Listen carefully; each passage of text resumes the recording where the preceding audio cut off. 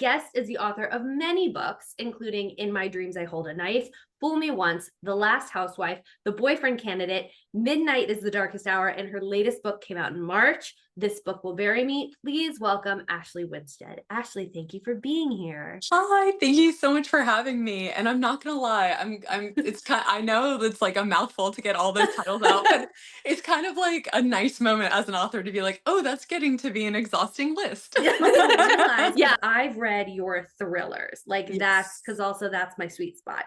So Love I've read In My Dreams I Hold a Knife years ago, and then I read The Last Housewife and This Book Will Bury Me. But you also write some romance or romantic comedies, if I'm not Yeah. mistaken. No, totally. Dang. I know. So are those two like your sweet spots, or how did you get into writing both of those genres before we Yeah, get into the books? yeah, no, I love that question. And I'll just say, like, from the very beginning, I am such a voracious reader, Mhm. like, and a reader across genres. My tastes are just Right. so diverse.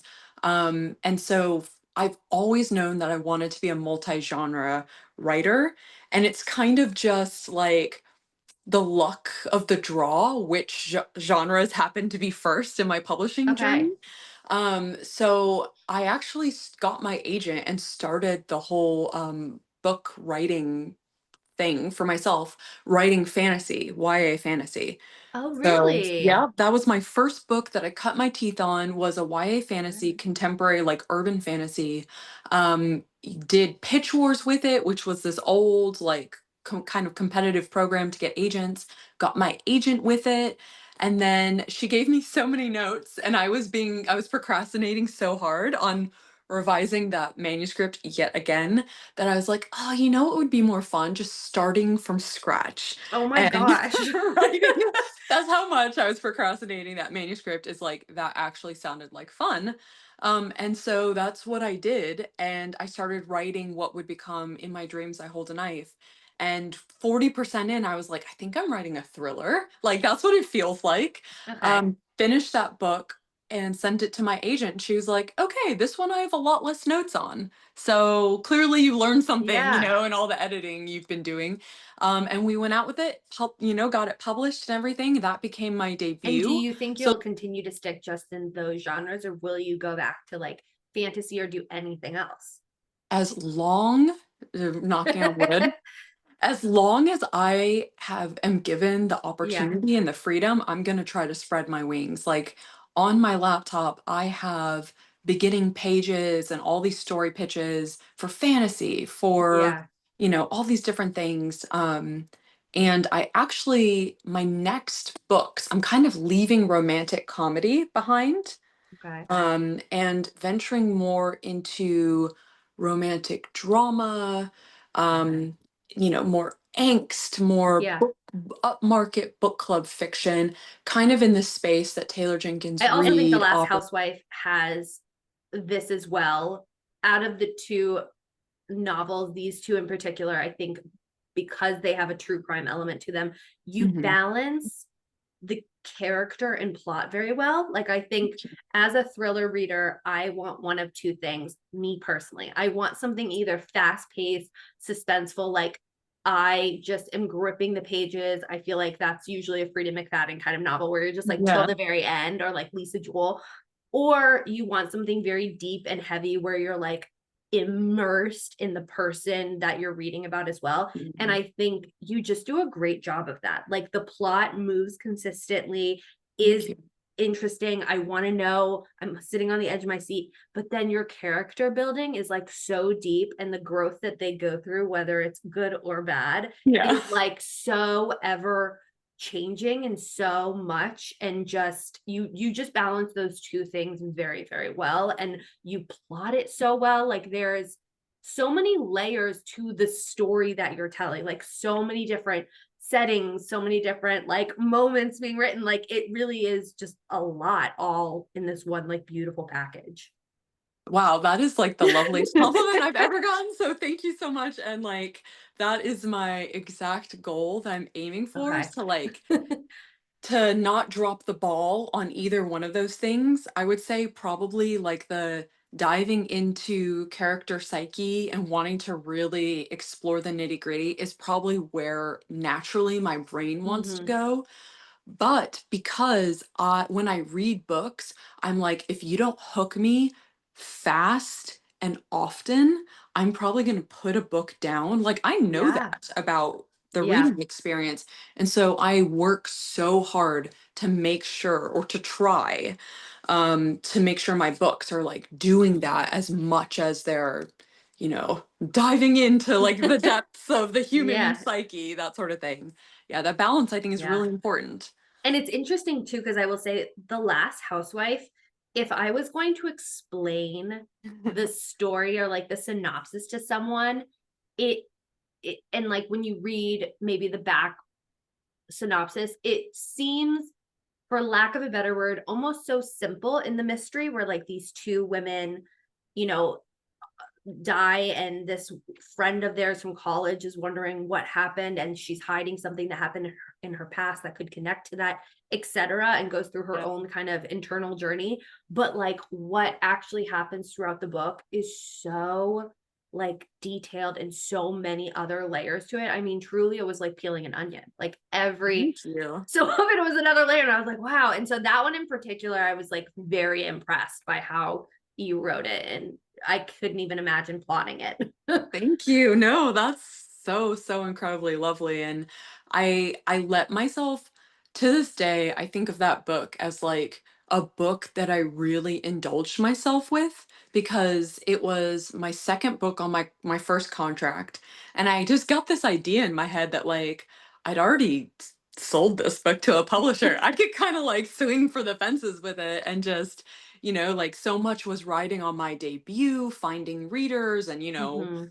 Yeah. um selling and all this stuff. But like this, it felt like such a beautiful gift with this second book that they had already agreed to. And and so I really indulged myself in like going places that I wanted to go where I wasn't really sure if readers would want to go or follow me. So to Mhm. hear that is like really nice, really lovely. But Thank here's my you. little No, I elevator pitch for but This Book Will Bury Me.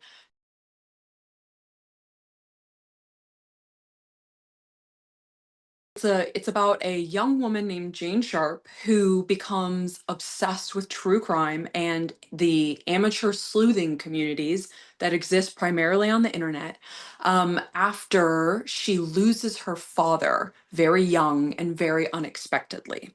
And she is overcome by all of this grief and has these unanswered questions about her dad that are weighing on her. And so she kind of takes all of that and transmutes it into this fixation with other people's tragedies and other people's unanswered questions and trying to solve that for them, because she doesn't feel like she can get it for herself.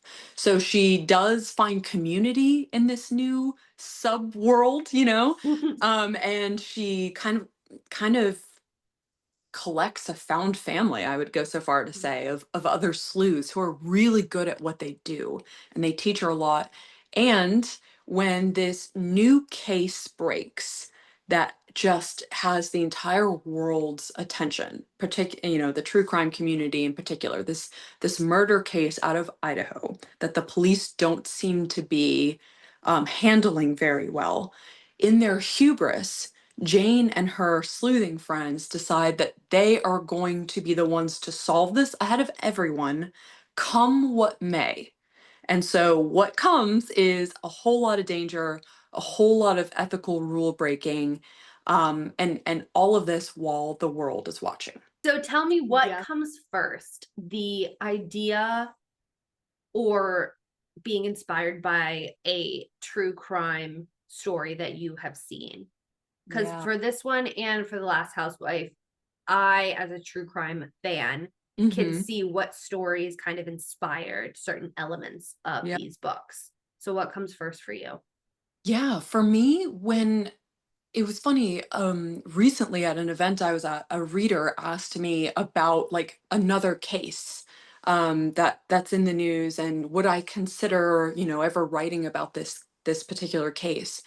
And for me, it's like when I write or am inspired to write a book that includes or is based on, loosely based on a case, it's always one that I've had this really, really emotional connection to. So, like, that's the thing. It's the Yeah. emotional, it's not necessarily like the mind bendy part, but it always start all of that, you get into later and you want to unpeel all those layers and everything. But for me, it all starts with the emotional connection. And so the inspiration for this book will bury me.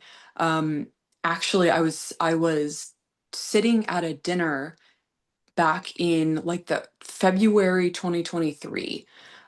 So as any readers who pick up this book will bury me and like open it to the note from the author, you'll see that this book will bury me includes two cases, one the University of Idaho murder case, the other the Abraham Shakespeare murder case. And it is very inspired and closely follows both of those cases, though fictionalized. So it's a roman à clef. Um, and I remember sitting at this dinner in 2023, just a few months after the news had broken on the University of Idaho case.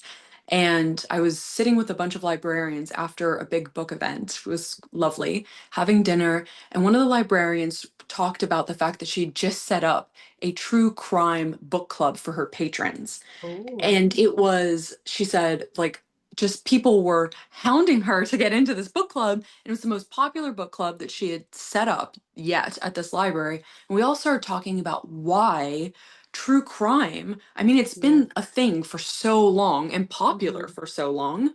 I mean, think about Jack the Ripper and blah, blah, Yeah. blah, just for so, so long. But Yeah. it just seems to be escalating.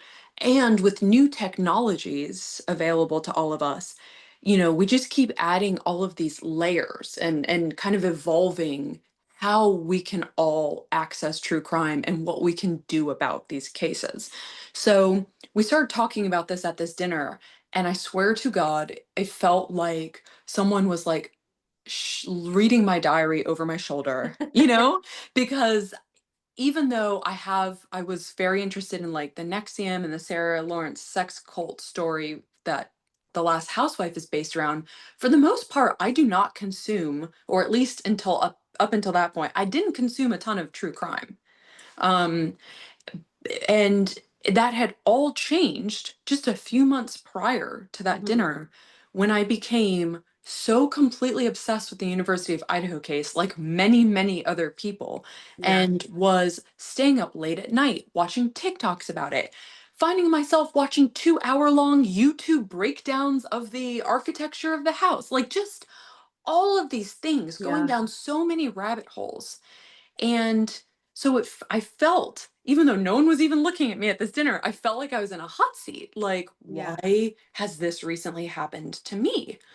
And it wasn't until that moment that I put two and two together and realized that just months before the University of Idaho case broke, I had lost my own father. And he was the first person in my life that I was really, really close to, a family member that I'd lost. I'd lost him very Mm. unexpectedly. It was a huge shock and a huge trauma. And I had a lot of unanswered questions about why he had to go and where he was now, and just all those things that anyone who's lost someone they love Hmm. is thinking and feeling. Um, and it wasn't until that dinner that I started to put like grief and unanswered questions that I was harboring, Yeah. and a deep compulsion to go down these rabbit holes to try to answer questions, and like a very soothing sensation of watching people be smart trying to figure things out. Like it was like this light bulb went off for me. And I had this idea that maybe what draws us to true crime, and maybe take that even further, but like how we find comfort in mysteries and thrillers, like you Yeah. and I were touching on, is that the need to know Yes. is so fundamental to what it means to be a human being. And the discomfort with mystery and our discomfort with a loss of control, like we Yes. have, when we lose someone, that we love. Like all these things sit in the same place of our heart and our brains. And I think my theory, the thesis of This Book Will Bury Me, is that they're all connected. Mhm. And so I knew at that moment that I wanted to write about those It intersections. makes sense now why it was written in the way that it was written, because I was going Yeah. to ask you, we start off the book with our main character Jane kind of saying that basically the whole title, which is like, this book will bury me, this book will explain and answer some questions, and then she tells us what happened and what led to then writing this, right? And so Yep.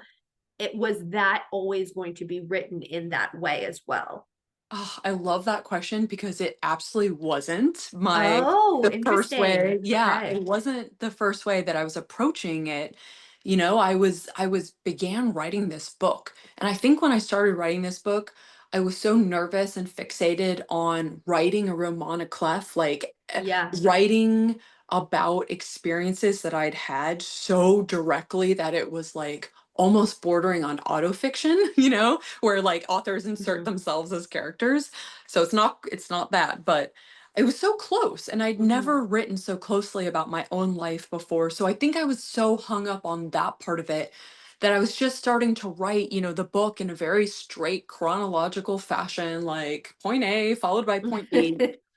And I was rereading what I was writing and it was falling so flat to me. It was like Jane, this main character, didn't have a voice and it felt rote and I couldn't figure it out. So I started thinking about true crime and the genre of true crime and how whether it's a documentary or a podcast, when we as consumers consume true crime, it comes to us in such a mediated way. It's like Yeah. the narrative voiceover or like the voice of your favorite true Yeah. crime podcaster. And it's always, of course, told in a postscript. Like, this is what Yeah. happened. Yeah. And so I started thinking about all that, and all of a sudden, this light bulb went off that I needed to write this book as if it was itself a tell all memoir, like Yeah. written by Jane from a recounting all of these terrible, wonderful, guilt inducing, all of these Mhm. things that had happened that the world needed to know like get the record Yeah. straight on. And that as soon as I figured that part out, I swear to you, and I started writing, like the words flowed. Jane's voice leapt off the page, and she was a different character than I had Yeah. originally thought. She was like jaded, embittered. She was someone who'd like been through the ringer and come out the other end. She was like this person whose voice was just very, very clear to me. So that to me, that saved the book. Like that Yeah. gave the book, made the Yeah. book for me, is figuring Yeah. that part out. I agree. I think it starting off that way was so genius. And I also think it adds, as just a reader who's enjoying it, it added an element of mystery as well. Like, until you get to the end and you fully understand why it was written that way, Yep. it gave an element of mystery, because you're like, okay, well, what happened a year ago? Like, I Exactly. gotta know, how were you involved and What is what? this thing that Yeah, Jane keeps exactly. talking Yeah. around? That's this Yeah. horrible thing. Yep. And so I think that was just fantastic. Thank you. Now, I want to ask you a couple questions about you as a writer. Yeah. So, because you're writing so much in so many different avenues, are you very like regimented? Like, do you have kind of a schedule for yourself? Where do you like to write? Do you have, like, give us a little idea of what it's like? Yeah, it's like you can see right into my brain because all of that, yes, because I'm so all over the place with my writing, I do tend to be very regimented and extremely like it's one book at a time that I Okay. focus on. It gets my everything. And I do switch between genres pretty much every like project. Every new project is a different genre, and that's just the way my contracts have been set up. But I do the exact same thing every single day. I'm the queen of routine. I actually sit exactly where I am right now. I'm talking to you from my writing space. And it's this long gray velvet chase. Um, and I sit in every which way that you can Yeah, of possibly contort yourself on this. course. And I write from usually around 9 a.m. to whenever my brain just runs out of gas and is on fumes. That's usually around 6:30 in the Okay. evening. But I do that 7 days a week. Wow. So I really am writing a lot. And a lot of times people will be like, "Oh, you seem pretty prolific." And I'm like, that's because I'm like 90% of my life Yeah. is spent writing. Like, Okay. so yeah, I do that. I write from coffee till wine every day. Yep. I love that. Yep. That's my I'll give thing. this And advice to like anyone who's coming up on being a published author, or like maybe has just signed with an agent or just sold their first book.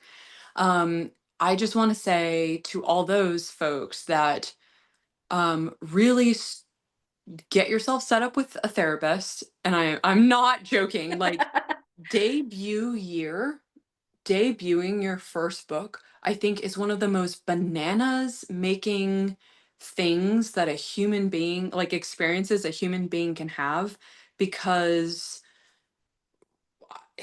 writers are not, I think no one warns you how public being a writer is.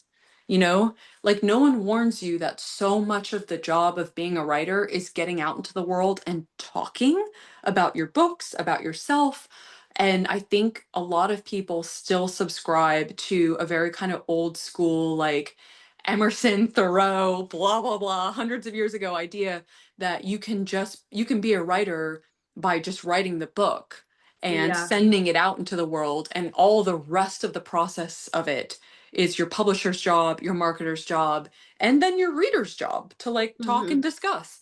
And so there is not only that aspect where you really need to gear up to be the public face of your book, um, but you also, there is so, all writers are control freaks by nature. That's why we've written novels, because we are the gods of these worlds. And that's a very, that's scratching an itch Hmm. for us. And so to go from being the god of a world to publishing is the exact opposite experience, in which you are on the outside of this process, looking Yeah. in, trying to bang your hands on the wall of the glass, like trying Yeah. to have some sort of control and say in how your book is going to be published and received, and how much attention it gets, and the marketing opportunities, all these things. Hmm. There is nothing that you can do. Yeah. Yeah. It is, as an author, you have such little say and sway over how your book goes out into the world and how people receive it. Hmm. And that is not a lesson that you can even just learn once and be done with it. Every Yeah. single book you have to relearn that lesson, but none of it is as anxiety producing, and the Hmm. highs and lows are never going to be as stark as that first one. So it Oh, never even occurred to me from the beginning to assume that anyone would read my book. It was just, including my closest, hmm. friends and Yeah. family. So I am genuinely surprised and touched when anyone in my life reads my book. Yeah. Well, Yeah. it's funny you say that, because I guess like when I started this podcast, I wanted everybody I love to like listen to it because I was really excited about it. Yeah. But as I've done it more and more, I'm more surprised if they had, because I'm like, why would you want to listen to my voice when we hang Exactly. out all the time? Exactly. So Yeah, like and every time my mom continues listening, I'm like, really? Wow, it's just me again. And then a yeah, new it's just person. like it's just that person that you're Yep. very familiar with. No, totally. Hmm. It's like the same thing. Like you there's so many books to read in the world. You probably want to go read some like smart stranger's book. You're just gonna A, hear my voice in your head, and B, if it's weird to you that in my romances I write sex scenes, that's gonna Oh probably my like bother gosh. you, That's a whole nother layer. I Yeah. can't imagine the extremes of those. I would think are like reading a book in which you write a character that commits like a horrific crime that then you have to Yeah. justify when somebody reads it, or writing a sex scene and Yep. like having to, those would be the extremes. Oh yeah, I've been through every experience under the sun with family and friends and Ah, parents-in-law oh and my everything. gosh. Oh, Ashley, thank you so much for being here. That was a great answer. I love that this conversation in some way, shape, or form like came back full yes. circle. Oh, Thank you, Kendall. This has been like such a joy and a delight I'm talking to you. so glad. And Ashley, where can people find you? Where can they get your books? Tell Yeah. us. Well, luckily you can get my books pretty much wherever books are sold. I just want to shout out, like, if you get them at your local indies, that's always, Mhm. let's support those indie Yep. bookstores. And if you want a signed copy, you can order them at Murder by the Book, which is my local indie. And what happens is if you want it personalized, they shoot me an email and they're like, "Hey, come on down and Aw. sign for such and such." And so I scoot myself down and personalize a book for you. So, yep, Murder by the Book. And you can find me at Ashley Winstead Books on Instagram, where I hang out a lot. And then my website is ashleywinstead.com.